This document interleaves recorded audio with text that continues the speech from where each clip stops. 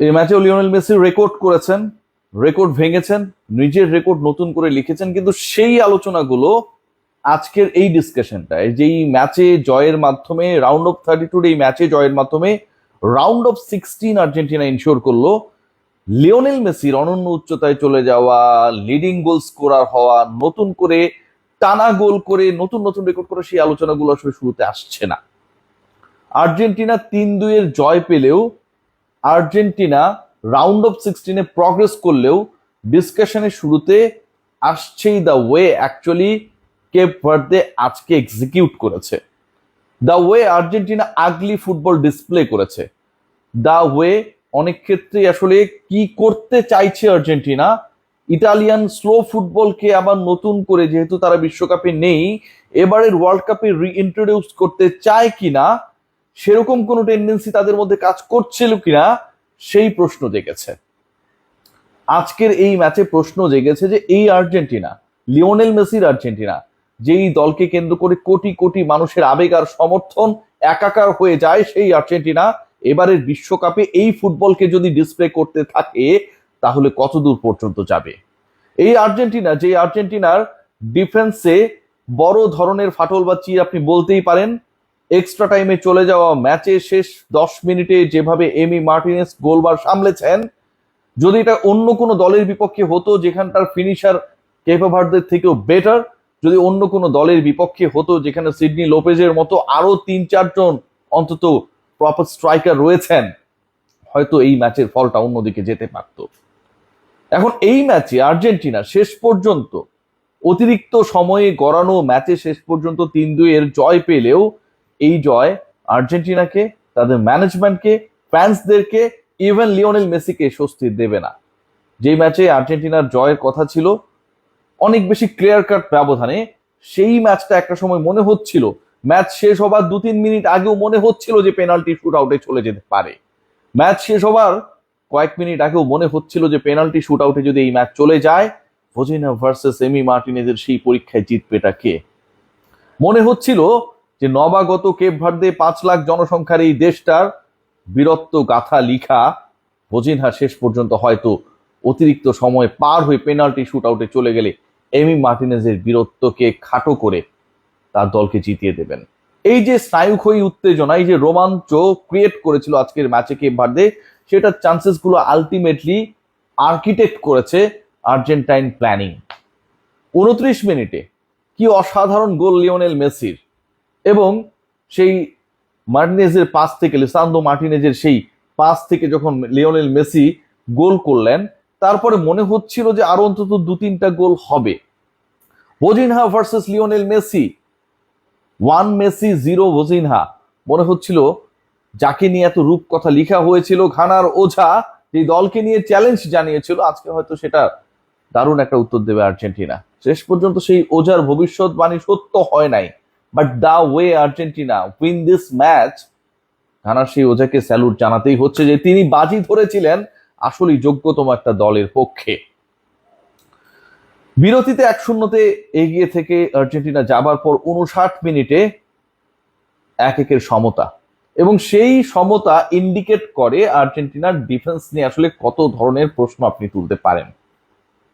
যিনি সামনে ছিলেন সেই ফুটবলারের পায়ের ফাঁক গোলে বল পাঠানো হলো, এবং এমি মার্টিনেজের যে রিফ্লেকশন এক্সপেক্টেড ছিল, he was too slow.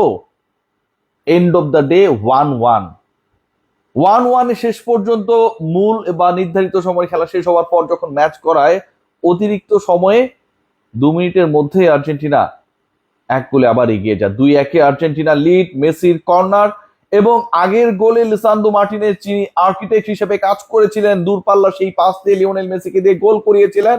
That was the 7th goal of Lionel Messi in this tournament. 20তম গোল ওয়ার্ল্ড কাপে, টানা 8 ম্যাচে বিশ্বকাপের গোল করার রেকর্ড করলেন, নকআউটে টানা 6 ম্যাচে গোল করার রেকর্ড করলেন সেই লিওনেল মেসি। এবার গোল কারণের ভূমিকায় তার সেই কর্নার থেকে আর্জেন্টিনার স্বস্তির গোল 2-1 এগিয়ে। খেলাটা জমে ওঠে ঠিক তারপরে সিডনি লোপেজ যেই গোলটা করেছেন, যেভাবে করেছেন, যেই গতিতে করেছেন, যেভাবে আর্জেন্টিনার ডিফেন্সকে ফাঁকি দিয়েছেন, যেভাবে এমি মার্টিনেজকে বিভ্রান্ত করেছেন, তাকে কোনো সময় পর্যন্ত দেন নাই, টু রিফ্লেক্ট। আমার কাছে মনে হয় that is the goal of this tournament, the way Sydney Lopez scored and equalise for his team. শেষ পর্যন্ত আবারও গোল হয়েছে।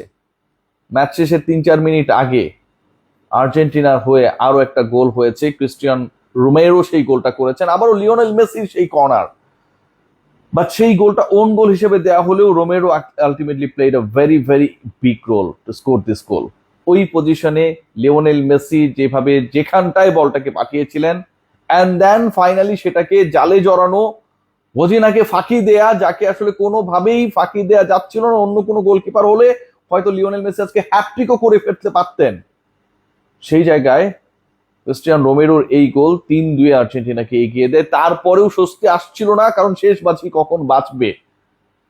বারবার পিছিয়ে পড়ার পর কেপ ভার্দে যেভাবে প্রত্যাবর্তনের রূপকথা লিখছিলেন, যেভাবে নতুন করে সিন্ড্রেলার গল্প লিখছিলেন, তাতে এই ম্যাচটায় আর্জেন্টিনার সবচেয়ে বড় ফ্যান বা সমর্থকরাও আজকে ড্যাম শিওর ছিল না যে তাদের প্রিয় দল জিততে পারবে। Being an Argentine fan, I was really annoyed. আমার খুব বোর মনে হয়েছে the way actually they executed their game today, the way actually Lionel Scaloni আজকে প্ল্যান করেছেন। আর্জেন্টিনা এনার্জি বাঁচাতে চায়, নাকি প্রতিপক্ষকে ছোট করতে চায়, নিজেদেরকে রিল্যাক্স রাখতে চায়, নাকি অনেক বেশি প্যানিকে তারা চলে গেছে? You have no answer of all this questions. মাঠে সবচেয়ে আগলি ফুটবল খেলেছেন কে, এই প্রশ্নের উত্তর যদি খোঁজার চেষ্টা করেন তাহলে উত্তরটা একটাই নাম, লাউটারো মার্টিনেজ। কোনো প্রেসিং নেই, what actually he was doing. পরবর্তীতে আলভারেজ আসার পরে কিছুটা হলেও ম্যাচের গতি বেড়েছিল, আক্রমণের ধার বেড়েছিল, বাট যেই অ্যাটাকটা আসলে আর্জেন্টিনার কাছ থেকে আমরা আশা করি, যে দ্বৈত অ্যাটাক আমরা ডেম্বেলে এবং একই সাথে এমবাপ্পের কাছ থেকে পাই, যেই অ্যাটাক আমরা কুনিহা এবং একই সাথে ভিনি জুনিয়রের কাছ থেকে পাই, সেই অ্যাটাকের জায়গাটা তো আর্জেন্টিনা নাই রে ভাই। All the things done by Lionel Messi. তিনি গোল করছেন, টানা 4 ম্যাচে গোল করলেন, তিনি চান্সেস ক্রিয়েট করছেন, তিনি ফ্রি কিক নিচ্ছেন, তিনি কর্নার কিক মারছেন, সেই কর্নার থেকে তার সতীর্থরা গোল করছে। তিনি এমন একজন ক্যারেক্টার হিসেবে মাঠে থাকছেন যাকে পাহারা দিতে গিয়ে স্পেস ক্রিয়েট হচ্ছে। বাকিরা কোথায়? ফ্রান্সের এমবাপ্পের সাথে ডেম্বেলে থাকেন, না পারলে আরেকজন গোল করেন। ভিনি যদি না পারেন কোনো কারণে সেখানটায় কুনিয়াকে আমরা দেখি, বাট লিওনেল মেসির পাশে সেই ডেম্বেলে, সেই কুনিয়ারা কোথায়? লাউটারো মার্টিনেজ একজন আছেন, শুধু নামেই আছেন। তিনি কখন বল পান আর কখন কন্ট্রোল হারান এটা খুব ডাউটফুল হতে হয়, কারণ ফ্র্যাকশনস অফ সেকেন্ডের মধ্যে সবকিছু বইটা যায়।